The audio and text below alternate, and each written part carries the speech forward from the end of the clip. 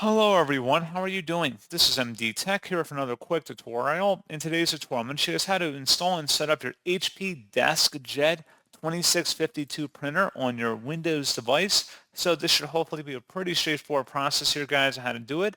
And without further ado, let's go ahead and jump straight into it. So all you have to do is open up a web browser. Doesn't really matter which one, but you want to go ahead into Google and search for HP DeskJet 2652 drivers. Go ahead and search for that.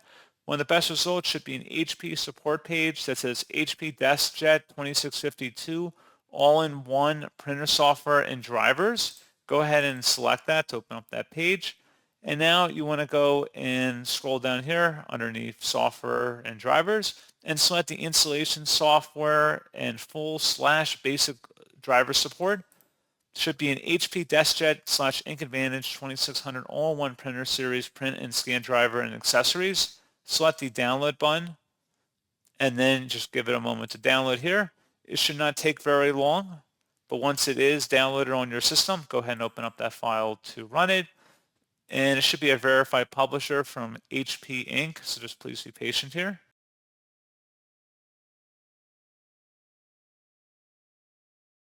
And select yes.